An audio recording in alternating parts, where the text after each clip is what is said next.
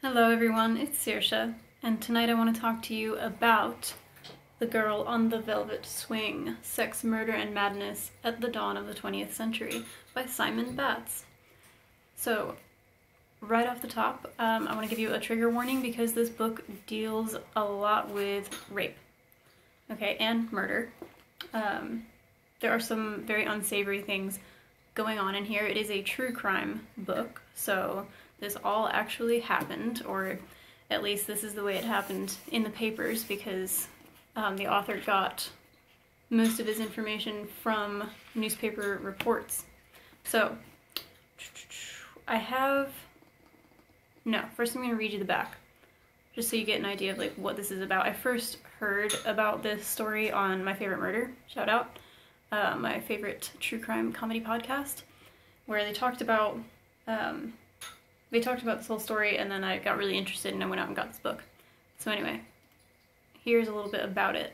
In 1901, Evelyn Nesbit, a 16-year-old chorus girl, dined alone with the architect Stanford White in his townhouse on West 24th Street in New York City. White was 47, the foremost architect of his day, and a celebrity responsible for the design of numerous landmark buildings in Manhattan. That evening, after drinking champagne, Nesbit lost consciousness and awoke to find herself naked in bed with White, who had raped her.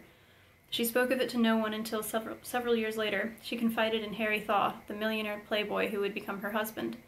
Thaw, thirsting for revenge, shot and killed White in 1906 before hundreds of theatergoers during a performance at Madison Square Garden. The trial was a sensation that gripped the country. Most Americans agreed that Thaw was justified in killing White, but the city's district attorney expected to send Thaw to the electric chair. Evelyn Nesbit's testimony was so explicit and shocking that President Roosevelt himself called on newspapers not to print it. The Girl on the Velvet Swing is a tale of glamour, excess, and danger, an immersive, fascinating look at the murder that made the Gilded Age and the trial that shocked the world. So, that might explain why I tried to go for like a Gibson Girl look today, because Evelyn Nesbit was like the original it girl at that time. So, my issue with the title of this book, Sex, Murder, and Madness, there's no sex in here, it's rape. So I'm not okay with rape being called sex. It's not the same thing. So, it didn't need to be titled that way. But let us dig in. So Evelyn is like modeling a lot in New York City as a young girl. Violet Oakley designed stained glass windows for several Philadelphia churches, and Evelyn was one of the models immortalized in glass as a celestial angel. So I think it's a dangerous precedent to set when we idolize people like that, when models are used in this way that suddenly they're a celestial being, like immortalized forever. It's just, it starts off creepy and it just gets creepier. So if that's not your thing, it's not for you. But yeah, there's so much weird stuff about her being a young model at the turn of the century. And she meets this Stanford White because she's in this show at the time, and Stanford White is like a total creep he's an architect and a creep who goes around like looking for Broadway girls and chorus girls to take advantage of. So, Evelyn's, in hard times with her mom and her brother because her father died and they suddenly have no real means to take care of themselves. So it says, Florence, who's her mother, had been tossed from one misfortune to the next, humiliated by her poverty, crushed by her failure to live as a respectable woman, and obliged to hire her daughter out as an artist's model. And suddenly the skies had cleared with the arrival into her life of this considerate, thoughtful, generous man. Who was she to turn away such a philanthropist as Stanford White? Who was she to deny him the opportunity to take her daughter under his watchful guardianship? And the more she learned about Stanford White, the more fortunate she considered herself that such a distinguished man should take an interest in her daughter. So, this man is literally preying on this family's need for help, and Evelyn's need specifically. It's disgusting.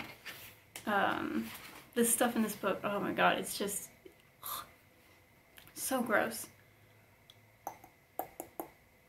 At one point, what's happening here? It just says, it was admirable, he told her, he being Stanford, that a mother should have so much concern, or such concern for her child, but she need suffer no anxiety while the girl was in his care. Because Florence wants to go to Pittsburgh to visit some friends, and so Stanford is like, I'm gonna take care of your daughter, don't worry. It'll be fine while you're gone, nothing will happen to her. I hate him. Yeah, he's just a gross predator and a liar, like taking advantage of this mother and this daughter, by like giving them money. He basically supports them completely. So they let him get away with everything. So after he rapes her and she wakes up and realizes what has happened, it says, he spoke softly, telling her not to worry, saying that everyone did such things all the time. All his friends, all his acquaintances, he said, did such things.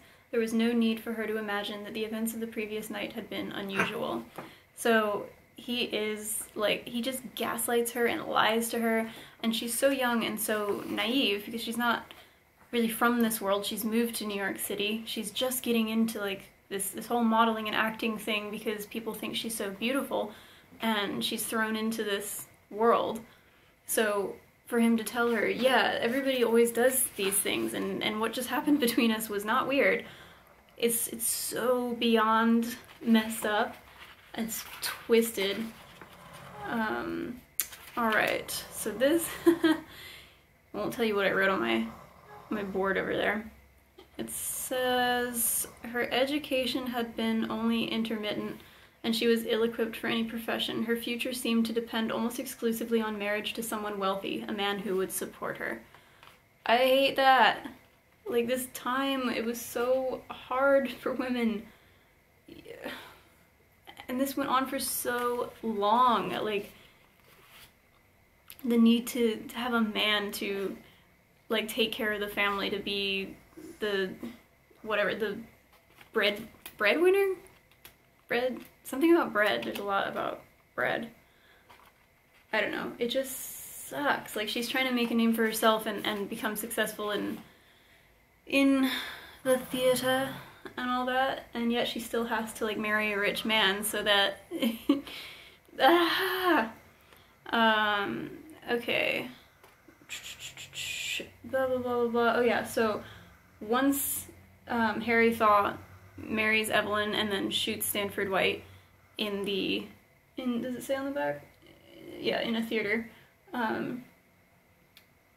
Harry Thaw thinks that, like, everything's gonna be fine because there's another case that was kind of similar where a newspaper editor insulted somebody's wife, and the guy whose wife had been insulted went and killed the newspaper editor, and it says he emerged unscathed.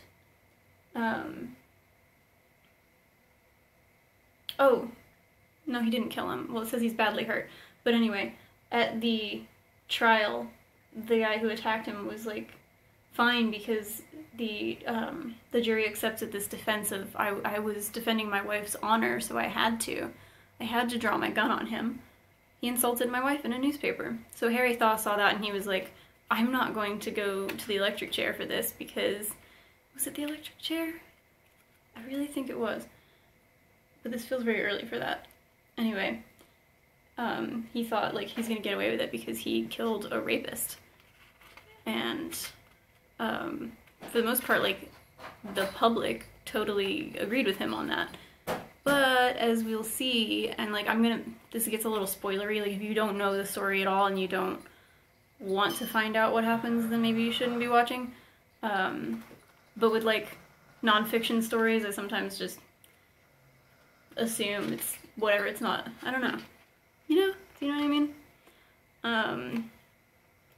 So, Thaw does not want to try and claim insanity as the reason why he shot Stanford White.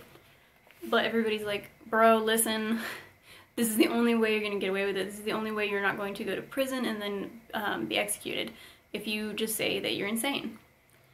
And he's like, but I'm sane. I did it because he raped my wife. And there's, you know, there's a while where you kind of feel like you're on his side because you don't know yet. You don't know yet what's coming. So you think like, yeah, he did save the world from like this awful man going around raping everybody again, because that's just what he does. Like, he would just keep doing it.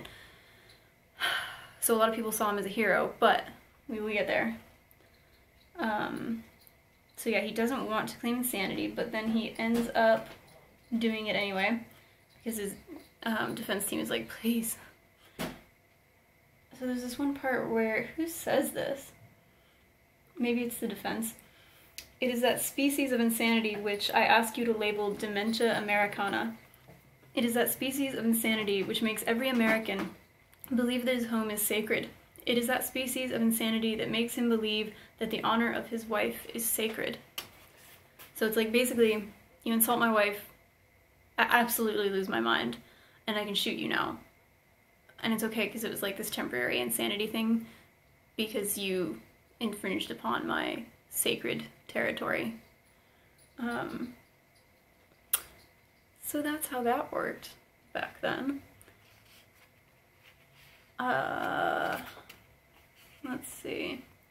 So he goes to the asylum in the end because he messed up. Like, he really was thinking, okay, well, it's going to be better than going to prison. I'll go to the asylum, I'll be fine. I'll recover in a few months and I'll get out. Like, they're not going to keep me in an asylum when I'm perfectly sane.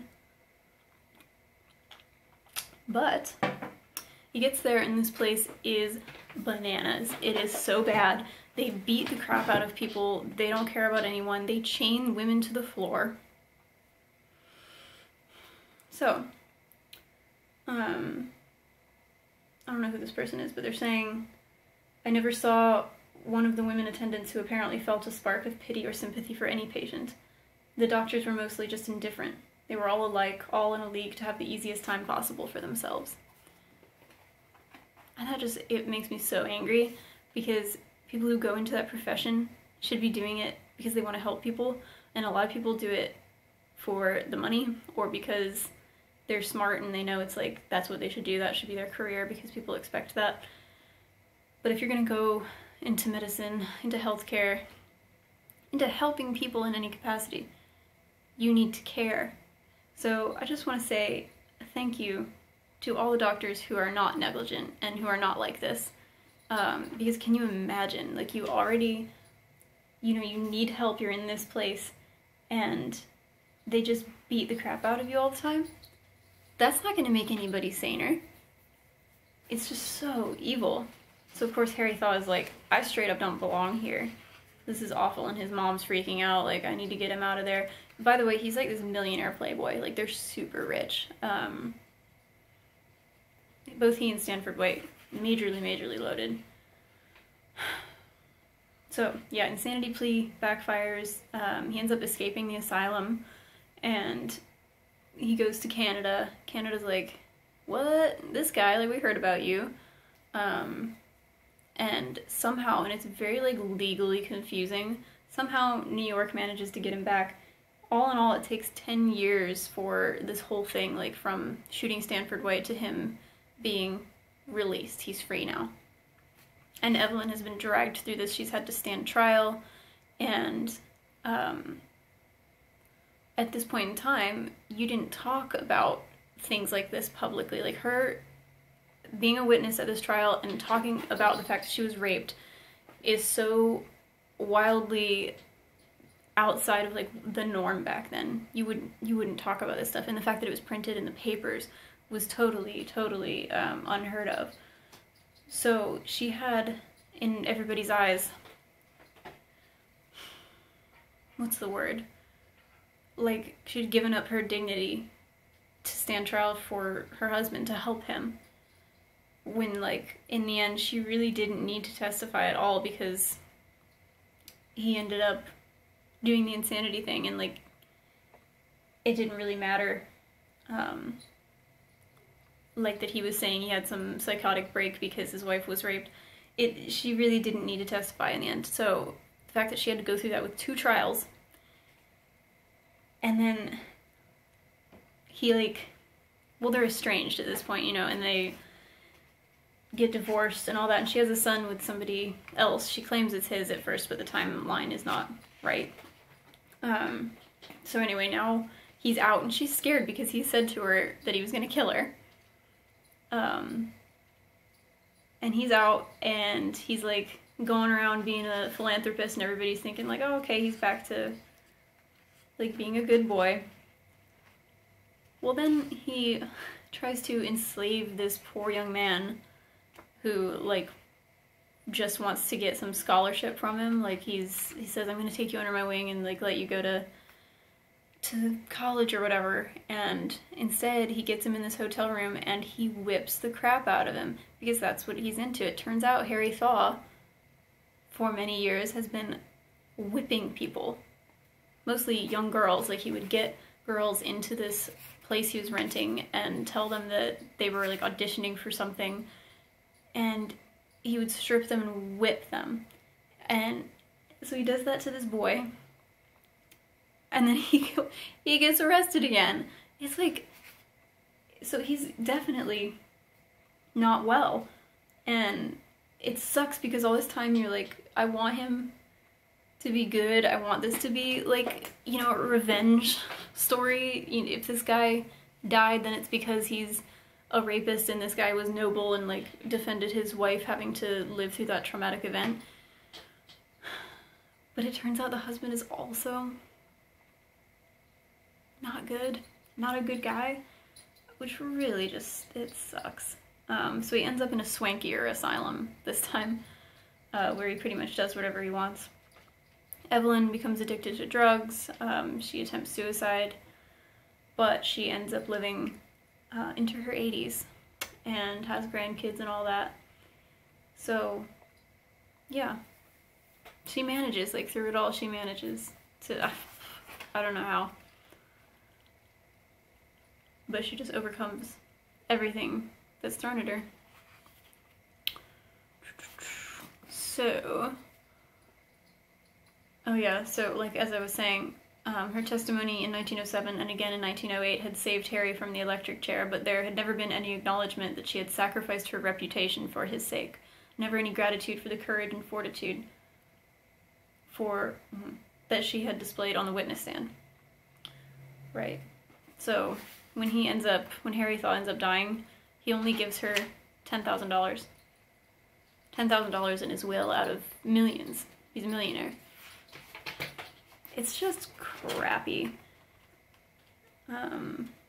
Okay, and then we come to the afterword where I start to have some real issues. So the author says, blah, blah, blah, blah, that, like, Stanford White and Harry Thaw were too sophisticated and Evelyn Nesbit too naive for this situation of, like, this young girl pitting these two millionaires against each other to be plausible. White was immensely influential, one of the most prominent New Yorkers of his day. Thaw, wealthy beyond all measure, mingled easily with the social elite of two continents, so it was absurd to claim that a 16-year-old chorus girl with no experience of the world could have lured such men into the catastrophe that engulfed all three in 1906. And here's my issue with that. Lust makes people bananas. So, it is absolutely plausible that this very attractive young woman would cause these two pedophiles to just lose it and have this very public, ridiculous feud between each other that ended in murder. It's very plausible. It doesn't matter that she's, like, that she didn't come from money or anything. She's hot, and that's all that matters to these people. Like, that really, like, sexual attraction, it does things to your brain. It's not rational. So, I didn't really understand why he said that. And then, okay, then he says the thing that bothers me the most, where he says, it is impossible to know if the rape, as Evelyn Nesbit described it, did take place. one hesitates to throw doubt on her account, told with apparent sincerity, and recounted moreover 2 times without any contradiction between the first occasion and the second, but it would be foolish to ignore the questions that Jerome posed to his witness. How is it possible, for example, to explain the interaction between Stanford White and Evelyn Nesbit after the rape if it had been as traumatic an event as Evelyn claimed? Because she continued to, see him after that. So here's the issue. Trauma doesn't manifest the same way in everyone. Invalidating the victim and her experience is not the way to go about it. It's, just have a really big issue with that. Because you're just, you can't, if somebody tells you they've been raped, you believe the victim. And just because she was not incapable of seeing him again after it, I mean, imagine what she'd been through, like, drugged, raped as a 16-year-old girl by this old creepy guy who was funding everything in her life. She wouldn't have anything without his money. So she feels indebted to him. She feels like she can't keep going in New York society and being on the stage and everything if she doesn't keep seeing him, because he's basically like, it's almost like blackmailing her. I don't know, I just have a real issue with that. That was not necessary to put that in the afterword. So you have a few issues, the title, that part in the afterword, and the fact that you think the book's going to be about Evelyn. It's called The Girl on the Velvet Swing. It's a picture of her face on the cover. But the book is almost all about Harry Thaw and his trial. And I would have liked to see a lot more about Evelyn. And I guess there are other books about her out there, which I might check out. But this did end up being a dry list of facts, because it's mostly the description of the trial. So it's strange because it's really readable and I liked the experience of reading it. But as a true crime account, it didn't have enough style for me. And this might because I'm coming from having just read In Cold Blood, which is like style. Like, it's not really, you know what I mean? Not really like flashy writing style, but like well written, like so crafted. But this was just very different because it was really like, here's what happened on this date and this date and this date. It wasn't like, it wasn't trying to be anything other than that. So that the writing wasn't like really my thing. And casting doubt on a rape victim is just so problematic. And a lot of the details were repeated throughout. Like he'd say something in one chapter, say it again in the next chapter, kind of just tell us things that we already knew, and it was like a really academic way of writing almost, which I just wasn't expecting. I thought it was gonna be different. But anyway, I got through it really quick. Like, I read 100 pages in a day. And next up, I think I'm gonna read Brave New World. Totally, like, let's switch tracks here. So let me know. I can't talk tonight. It's dark outside. Like, I never film at night. Suddenly it's dark. It wasn't when I started. So let me know what you're reading right now, and that's it. See you, bye, baby. Bye.